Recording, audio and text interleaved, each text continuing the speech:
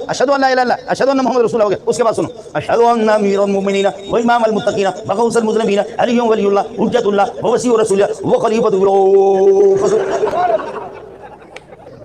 پتہ بھی چلتا کہ اس کی پاخانہ اس کا نکل رہا ہوتا ہے. بسم اللہ الرحمن الرحیم. السلام علیکم مومنین کرام، امید ہے آپ سب خیر و عافیت سے ہوں گے. ابھی آپ ایک کلپ دیکھ رہے تھے ایک بدبخت، ایک جاہل، ذہنی مریض اور منکر ولایت مولوی منظور مینگل کا، کہ جس میں یہ بدبخت شیعہ آذان کی، علی ولی اللہ کی، ولایت امیر المومنین کی، مولا علی علیہ السلام کی توہین کر رہا ہے.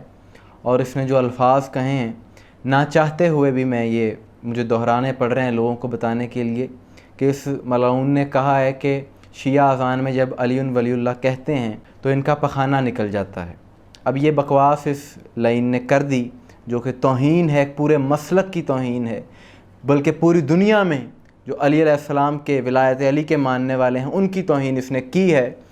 اور اس نے تو یہ بات کر دی، لیکن کراچی کے غیور مومن نے اس پر ایف آئی آر درج کروا دی ہے، اور اس پر توہین مذہب اور توہین اہل بیت کے مقدمات درج ہو چکے ہیں. اور جب سے اس پر ایف آئی آر ہوئی ہے، اس مولوی کا اپنا پخانہ نکل گیا ہے. صرف اس کا ہی نہیں نکلا، بلکہ اس کے جو چیلے چپاٹے ہیں ان کا بھی نکل گیا ہے.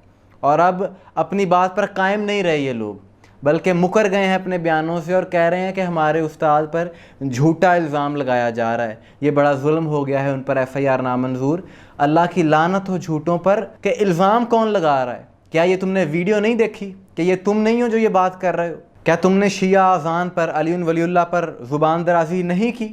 ساری دنیا نے وہ ویڈیو دیکھی ہے. اور پہلے ہی ایسی بات مت کرو کہ جس سے ملک میں انتشار پھیلے. اور یہ تو اس نے ایک بات کی ہے، ایسی درجنوں اس کی ویڈیوز موجود ہیں کہ اس کا تو کام ہی یہ ہے کہ شیعہ مسلک کے خلاف یہ ہر بیان میں زہر اگلتا نظر آتا ہے. اور اس کی اگر باقی ویڈیوز بھی اٹھا کر کے دیکھیں تو اس کی ذہنی سطح ہے ہی یہ پخانے کی، پیشاب کی، احتلام کی، بس یہی باتیں اسے آتی ہیں. ایسے لوگوں کے ذہنوں میں ہی شاید گندگی ہے، ان سے خیر کی توقع کی کیا جا سکتی ہے؟ ذہن ان کا چاہے جو مرضی ہو، لیکن کوئی بھی شخص اگر اس طرح اہل بیت کی توہین کرے گا، شیعہ مکتب کی توہین کرے گا، اس کے خلاف ضرور کارروائی ہونی چاہیے. اور ہم مطالبہ کرتے ہیں حکومت سے کہ ایسے عناصر کے جو ملک میں بدامنی پھیلاتے ہیں، ایک مسلک کے خلاف اتنی زبان درازی کرتے ہیں، ان کو گرفتار کرنا چاہیے. صرف ایف آئی آر تک کام نہیں ہونا چاہیے، بلکہ اس کو گرفتار کرنا چاہیے کہ جو اس نے توہین آمیز بات کی ہے. کہ آج تک کسی شیعہ سٹیج سے بھی دوسرے مسلک کی اس طرح سے دل آزاری ہوئی ہے؟ یہ جہالت جو انہوں نے کی ہے، اس کا سلسلہ ختم ہونا چاہیے، اور تب ہی ہوگا کہ جب ایسے عناصر کو قانونی طور پر گرفت میں لایا جائے گا. اس نے جو علی ولی اللہ کے بارے میں بات کی ہے تو یہ گویا فرمان رسول کے خلاف بات ہے. صرف شیعہ اذان کی توہین نہیں کی، یہ الفاظ جو اس نے کہے ہیں، ذرا سوچیں اس بات کو، کہ علی ولی اللہ کی یہ مخالفت کر رہا ہے. کہ مولا علی کو ولی تو ہر مسلمان مانتا ہے، کون ہے جو ولایت علی کی مخالفت کرے؟ اور اس نے یہ جو بات کی ہے، یہ فرمان رسول کی نفی ہوتی ہے اس بات سے. رسول پاک نے فرمایا تھا، من کنت مولا فہذا علی مولا، جس کا میں مولا ہوں اس کا علی مولا ہے.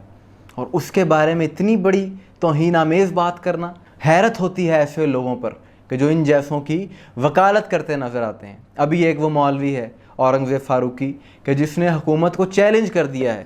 اس نے کہا ہم 24 گھنٹے ہیں تمہارے پاس، اس ایف آئی آر کو بھی واپس لو اور معافی مانگو. حکومت کے ادارے ذرا نوٹ کریں کہ اس طرح سے کوئی ریاست کو دھمکی دے سکتا ہے کہ ایک شخص کے جس نے شیعہ اذان کی کھلے عام توہین کی ہے، سرے عام ویڈیو اس کی موجود ہیں، دیگر وہ اپنے خطابات میں اسی طرح کی بکواسات کرتا ہے، اور اس کے خلاف اگر مقدمہ درج ہوا ہے تو کوئی اس طرح سے بدماشی کرے گا کہ اگر آپ ایف آئی آر واپس نہیں لیں گے تو ہم یہ کر دیں گے، ہم وہ کر دیں گے. ایسے عناصر جو قانون کو اپنے ہاتھ میں لینا چاہتے ہیں، ان کو کنٹرول کرنا بہت ضروری ہے. ایسے عناصر پاکستان میں فرقہ واریت بڑھانا چاہتے ہیں.